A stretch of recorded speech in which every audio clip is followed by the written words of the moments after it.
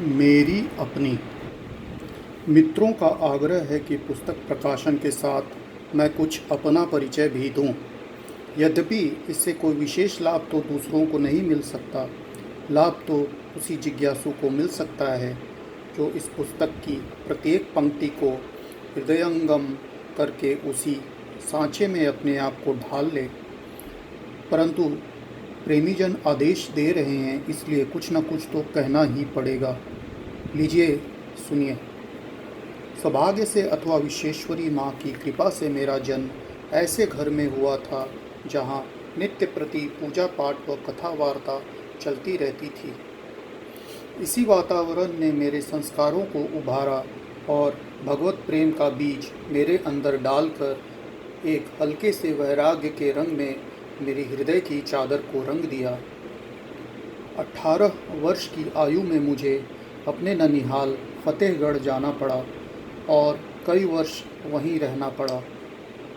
मकान से 1 फरलांग की दूरी पर पतित पावनी शांतिमयी भगीरथी गंगा की धार प्रवाहित थी। मन बहलाव के लिए शाम के समय अक्सर मैं वहाँ जाता रहता था।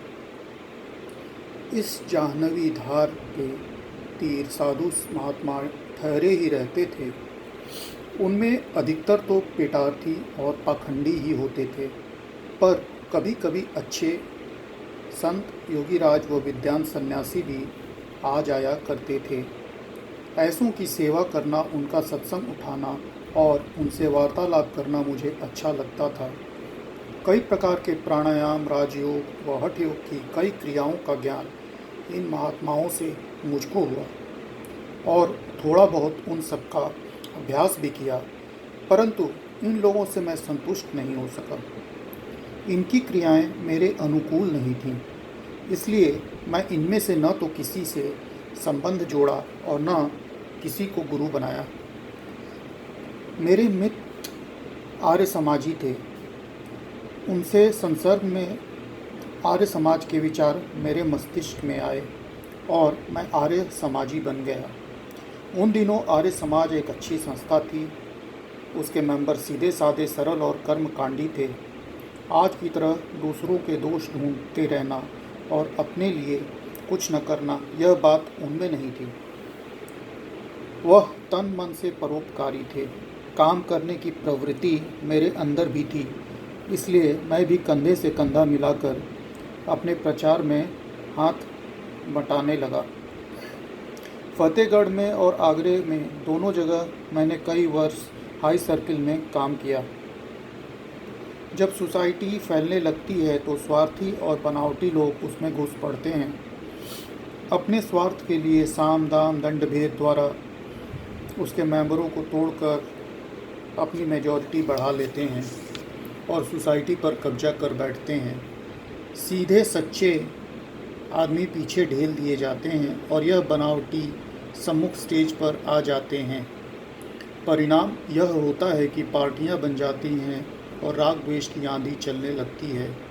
इस अंधकार में कर्तव्य छूट जाता है, उद्देश्य जाता रहता है और संध्या भजन के नाम मात्र ही हो जाता है। सोते जागते में, संध्या पूजन में वही रूप और वही शक्लें सामने आती रहती हैं, जिसका नतीजा सिवाय अशांति के कुछ नहीं होता। आर्य समाज के लिए भी ऐसा ही पतन का समय आ गया था जो अब तक चला आ रहा है।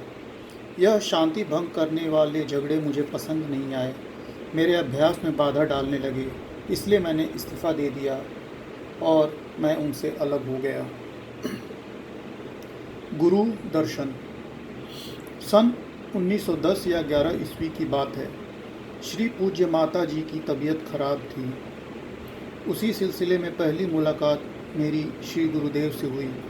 2 वर्ष तक बराबर मिलना होता रहा, पर मैं इनसे अधिक उन्हें न जान सका कि वह एक सीधे सच्चे आदमी हैं। सर्विस का और गृहस्थी का पर्दा उन्होंने अपने चारों ओर ऐसे लपेट रखा था कि जिसकी आड़ में उनका असली रूप किसी को दिखाई ही नहीं पड़ता था। उनके अड़ोसी पड़ोसी, रिश्तेदार, दिन रात पास बैठने वाले मित्र, सबका ज्ञान यहीं तक सीमित था कि वह एक सज्जन है और बस। उनके असली तत्व को थोड़ा बहुत जिन्होंने जाना पाया, उनमें से दूसरा नंबर मेरा था। मेरे बाद मेरे ही निवेदन पर उन्होंने अपने को प्रकट कर दिया और सहस्त्रों भूले भटके नर नारियों का पथ प्रदर्शन कर उन्हें पार लगाया। मैं था तो एक अल्हड़ युवक, पर मेरी बुद्धि साधारण नहीं थी। साधु महात्माओं की सोबत उठा चुका था, शास्त्र देख चुका था, सारे ही पुराण अपने बाल्यकाल में ही सुन चुका था। इन सब ने मेरे मस्तिष्क को कुछ इस तरह ही बना दिया था। उनकी रहन सहन, उनका व्यवहार और उनकी चाल ढाल देखकर मेरे दिल में बारंबार यह संदेह उठता रहता था कि यह साधारण मनुष्य नहीं है, कोई बड़ी उच्च कोटि के महापुरुष हैं। इस अपने संदेह का निवारणार्थ मैं समय समय पर उनसे ईश्वर संबंधी बातें छेड़ता तो वे टाल जाते और दूसरी बातें करने लगते। इस प्रकार लगभग 2 वर्ष गुजर गए, पर वह पते पर नहीं आए। वसंत ऋतु थी, प्रातःकाल का समय था। मैं और वह गंगा के किनारे ऊंचे टीलों पर झुरमुटों में टहलने के लिए चले जा रहे थे। बातों बातों में वह खुल गए, कहने लगे, एक महान संत की कृपा से इस इल्म रूहानी अर्थात अध्यात्म विद्या मुझे मिली है और मैं उसे जानता हूँ। कहते हैं फ़कीरों की भी मौज होती है, मौज आने पर वह सब कुछ करते हैं। एक दिन मेरे लिए भी मौज आई। अकस्मात बोले, डॉक्टर साहब चलो आज तुमको सबक देंगे। हम चल दिए, वह आगे आगे और हम पीछे पीछे। गंगा किनारे सुनसान जंगल में एक ऊंची रेत की पहाड़ी थी। वहीं किसी विरक्त साधु की एक छोटी सी झोपड़ी थी जो कांटों से बंद थी। कुटी के सामने साफ सुथरी छोटी सी जगह थी। कहा, यहाँ बैठ जाओ और आंख बंद करके ध्यान करो। मैं ध्यान करने लगा। 2-3 मिनट के बाद ही मुझे शरीर का भान जाता रहा। मुझे ऐसा जान पड़ा कि मैं फूल की तरह हल्का हो गया हूँ। कोई शक्ति मुझे खींच रही है और इस खिंचावट में मुझे अद्भुत आनंद महसूस हो रहा है। कुछ देर में यह भी जाता रहा कि मैंने अपने को उस स्थान पर पाया कि जिसको शास्त्रों ने विज्ञानमय कोश की संप्रज्ञात समाधि का नाम दिया है। बोले, आंखें खोल दो। मैंने आंखें खोल दी। कुछ देर बाद होश आया। कहने लगे, तुम्हारा आरंभ विज्ञानमय कोश से हमने कराया। नीचे के 3 स्थान अन्नमय, प्राणमय और मनोमय में व्यर्थ ही तुम्हारा समय नष्ट होता, इसलिए यह तुमसे छुड़वा दिए हैं और उनके ऊपर तुम्हें पहुंचा दिया है। उसी समय अनेक सिद्धियों और शक्तियों के उभारने की क्रियाएं मुझे बता दी।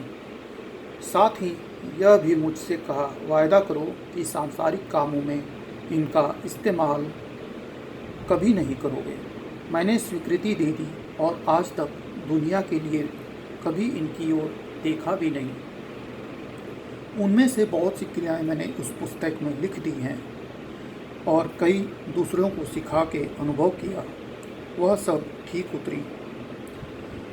समर्थ गुरुओं में सभी सामर्थ्य होती है। वह प्रथम दिन ही शिष्य को दर्शन करा देते हैं।